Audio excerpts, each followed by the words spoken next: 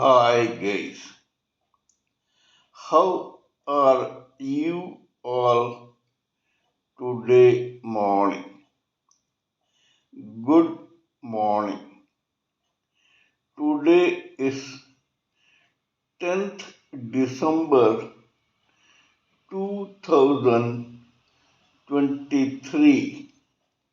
My name is TSV Raghavan and I live in Chennai, Tamil Nadu, India.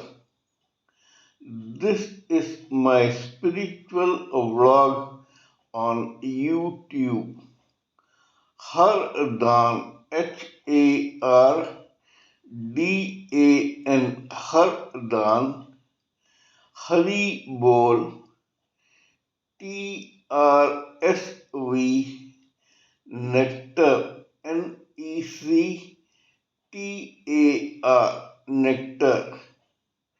In this particular vlog, in all my previous videos, we have been discussing about the knowledge and information that we have gleaned through the study of spiritual books, scriptures, contemplation on the material universe, and meditation on the spiritual universe. This video in this vlog is no exception to that rule. In fact, it is a mere continuation of all that we have been doing in all my previous videos. Kindly subscribe to this vlog and press the bell icon so that I may inform you about all my previous, present, and future videos. So let us continue with the topic of discussion for today's video. In the past few videos, we have been trying to analyze at length a particular term in the life and psyche of every human living entity, whether male or female, in a lifetime in this material world. We shall continue with the same term and subject. This particular term is known as mind. According to Srimad Bhagavad Gita in the great Hindu epic Mahabharata, Lord Krishna, the Supreme Personality of Godhead, has described that this body or this living entity is like a chariot driven by several horses, namely five special ones. This chariot is this material body made up of four layers that envelop the spirit soul. These four layers are the causal body of intelligence and logic, the astral layer of mind, feelings, and emotions, the etheric body of senses, namely sight, hearing, smell, taste, and touch, and the gross body made up of four material elements, namely air, fire, water, and earth. The other three bodies, namely causal intelligence, astral mind, and etheric senses, are made up of an element called ether in this material world, which is very, very subtle and is invisible to the naked eye of every human living entity, whether male or female. This is the makeup of this chariot. The horses that drive this chariot are called senses. These senses are five in number as mentioned before. They are sight, hearing, smell, taste, and touch. These five make up for the five horses that drive this chariot. The intelligence of a living entity acts as the driver of this chariot, and he or she is sitting in the driver or pilot seat of that chariot. The main instrument that drives this chariot is known as mind.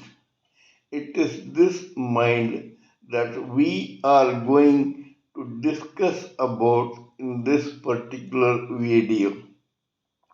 There is only one passenger in this chariot. It is sitting in the passenger seat of this chariot, and this passenger is known as the spirit soul. This spirit soul is helpless enough to be carried to various directions according to the whims and fantasies of the horses, which are senses, and this chariot is driven through various directions, giving various experiences to this chariot that is the living entity. According to these experiences, the evolvement of the raw, unevolved spirit soul takes place. That is, there is one spirit soul in every living entity in this material world, whether male or female. If we talk about the human side of this multitude in this society, then we can say that every human being, whether male or female, has one spirit soul which long back in its overconfidence, ignorance, and complacence tried to rule over this huge material world, thinking that the spirit soul is the superior energy and the material world is the inferior energy of the supreme personality of Godhead. We have already discussed about this phenomenon in my previous videos. Kindly refer to them to learn more about this particular process. Here we are going to discuss about another subject. Now, this chariot is driven according to the whims and fantasies of the senses, which are five in number. The driving instrument of this chariot is the mind, and the driver or pilot is known as intelligence. The spirit soul is the helpless passenger. Now we will concentrate on the mind. In every machinery, especially vehicles, whether they are two-wheelers, four-wheelers, bikes, cars, limousines, lorries, trucks, trains, engines, planes, etc., there is one particular instrument that drives that vehicle. This instrument in every vehicle is known as engine. Mind is the engine of this living entity's body or chariot.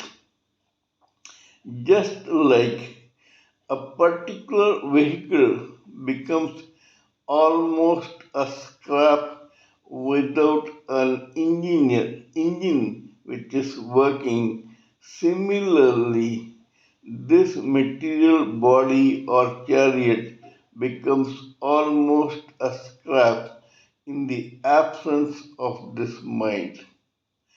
As long as the engine in the vehicle or mind in the chariot called a living entity is active, that particular vehicle or a living entity is also active.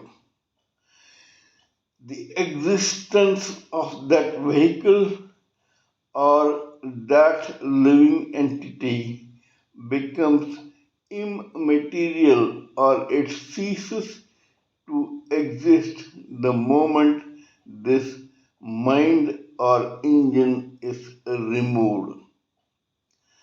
So, because this mind is in every living entity, we have to take into consideration every living entity, whether male or female, in this society.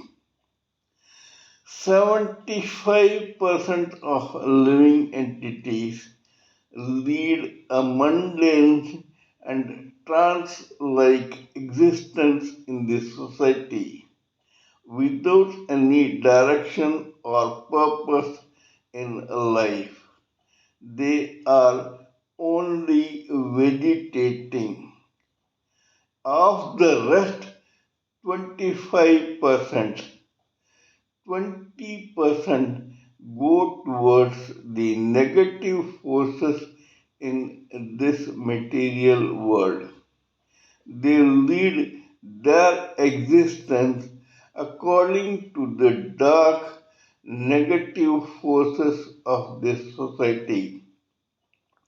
Only 5% are positive in their outlook and they want to lead either positive material or positive spiritual life to get ultimate self realization as that individual spirit soul get liberated from this repeated chain of births and deaths in this material world and finally get delivered to the Supreme Personality of Godhead after they are totally matured, experienced, and evolved.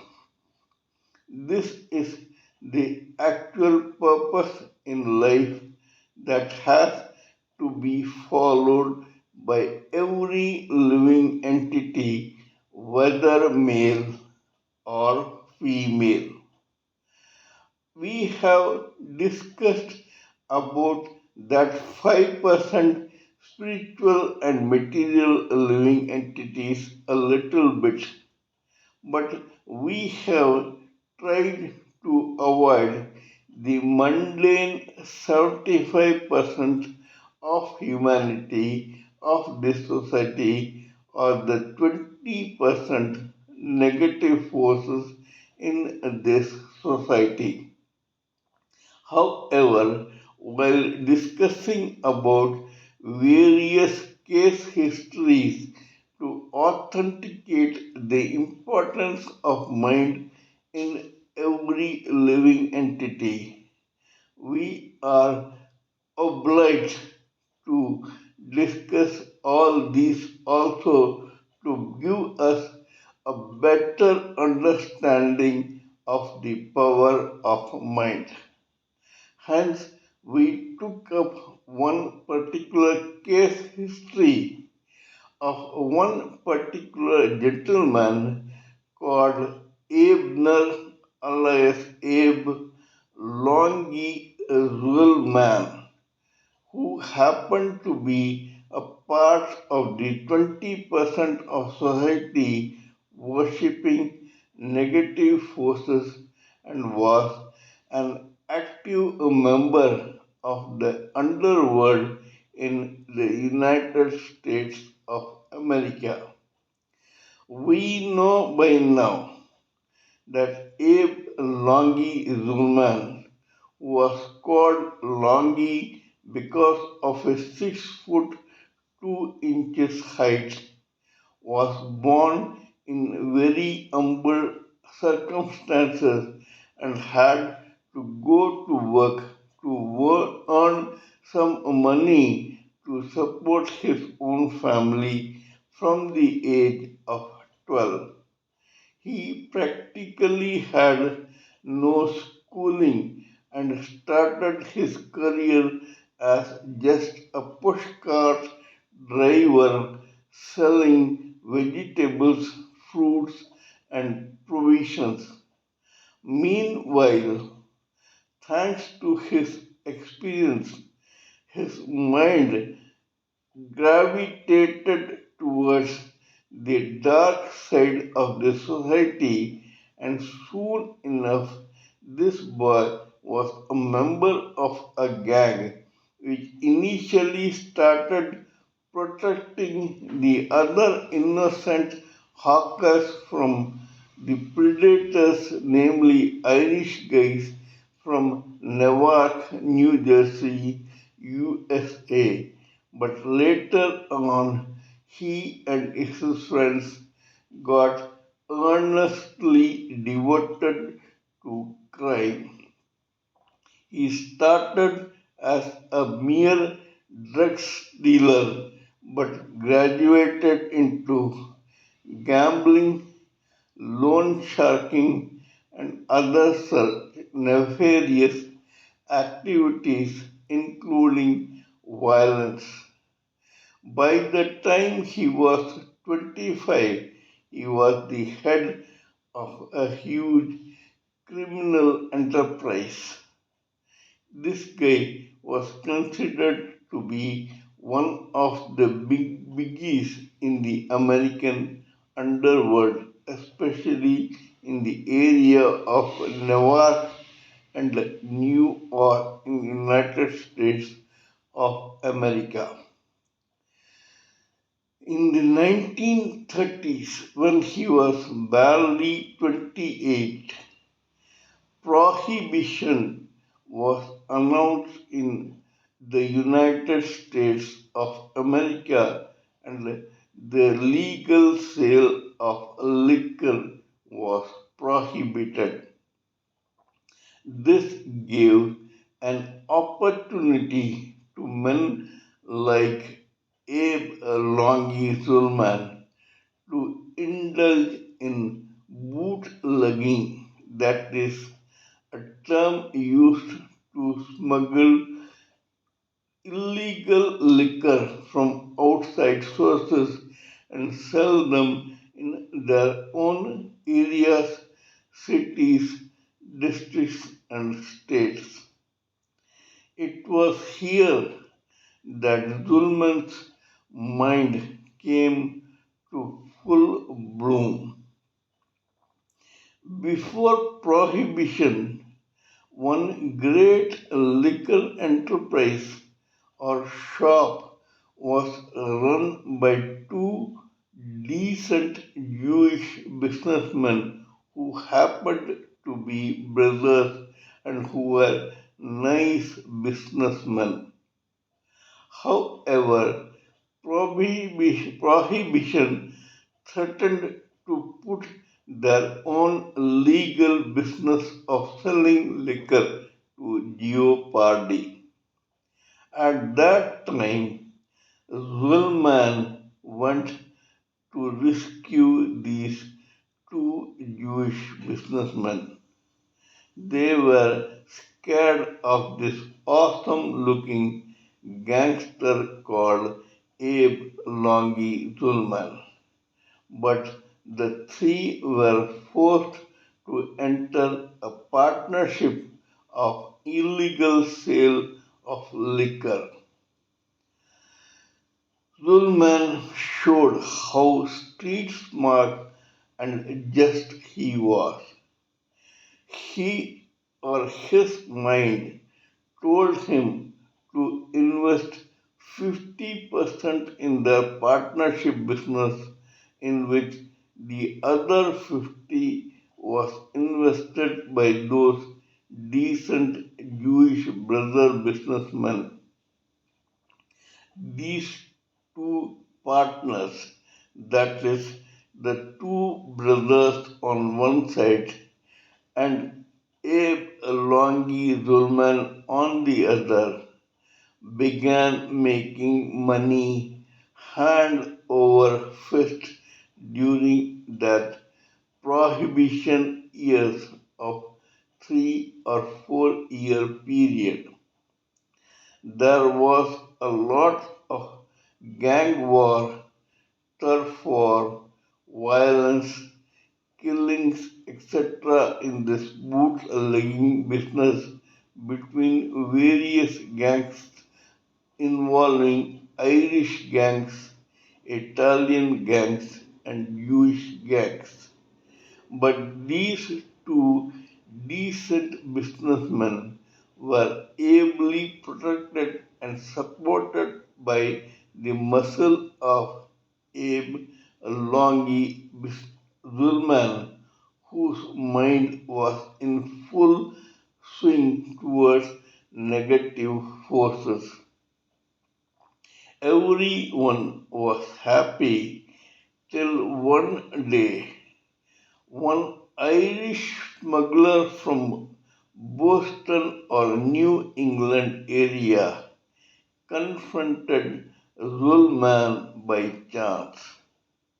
Actually, this Irish smuggler's consignment was hijacked by Abe Longi Zulman. When this irate Boston smuggler tried to confront Zulman, the Irish smuggler was extremely scared at the awesome, fearsome, violent figure of Abe Longi Zulman. Zulman told him that he had no intentions of sharing his profits from that hijacking business, and that this Irish person must leave the east end of the United States immediately or face consequences. The scared Irish smuggler left East Coast and settled down in the West Coast in a place called Los Angeles, where the film production business was in full swing.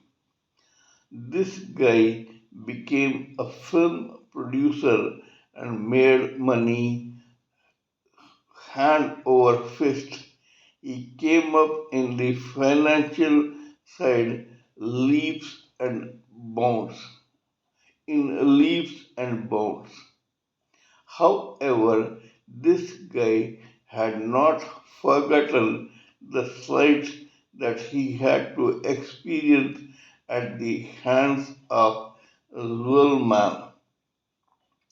Zulman could have become a decent businessman after the prohibition ended.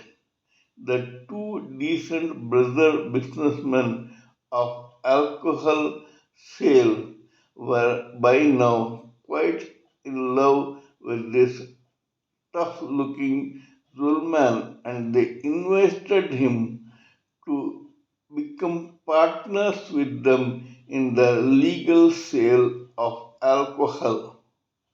But here again, the mind of Zulman came to the fore and it suggested to him that as a gangster worshipping the negative forces, he had to remain a mobster all his life.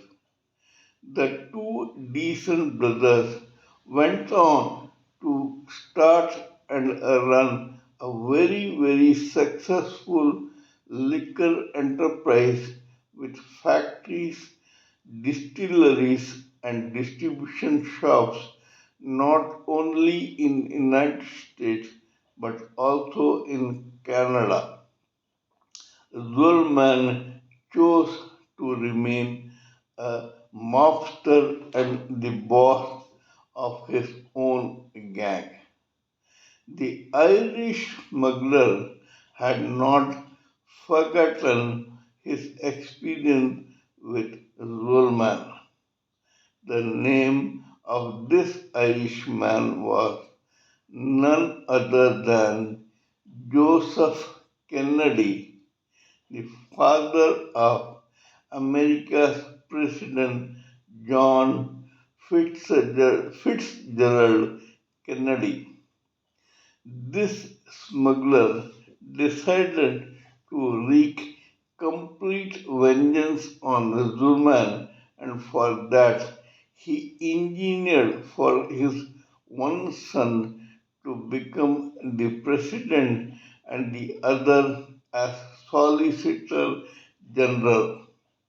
This is how the mind of that Irish gentleman worked.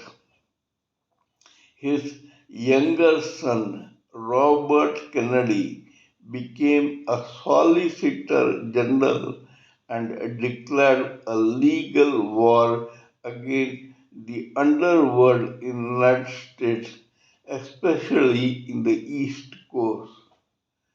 Now the tables had turned.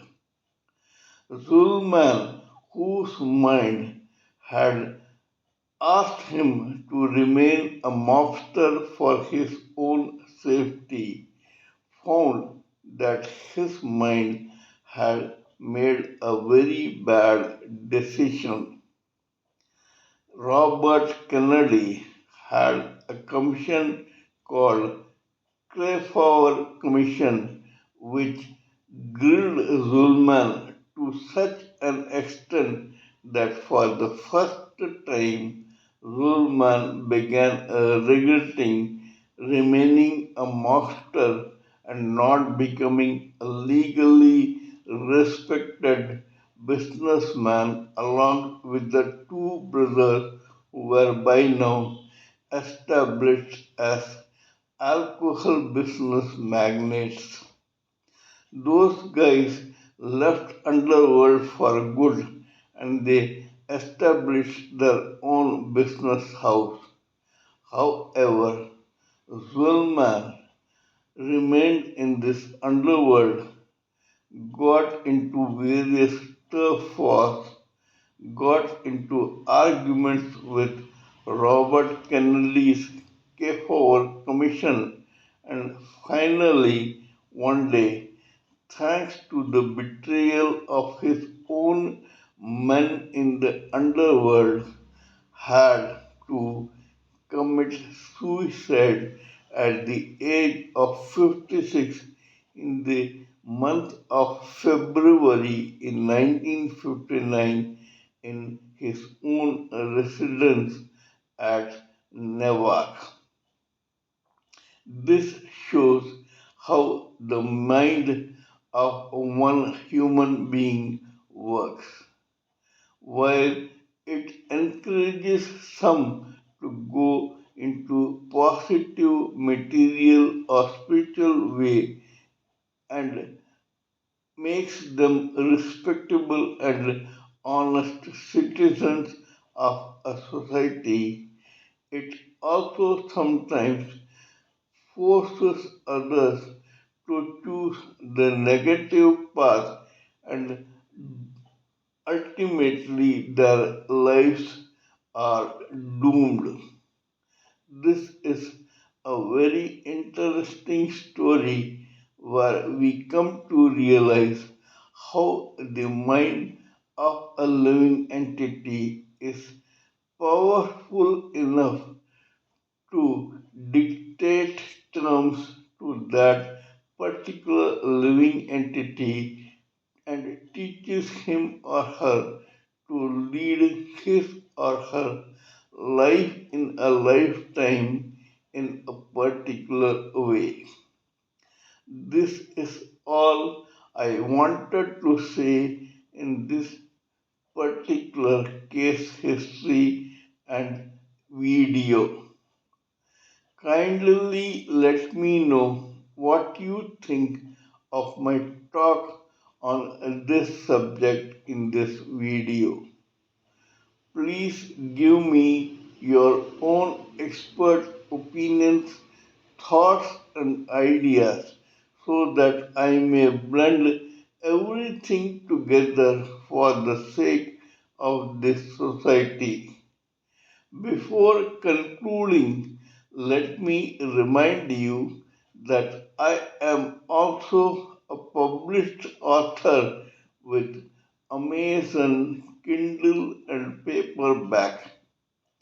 I write on spiritualism, fiction, and assorted subjects. Spiritualism happens to be my favorite subject. Till we meet in my next video, it is good morning from TSV Raghavan.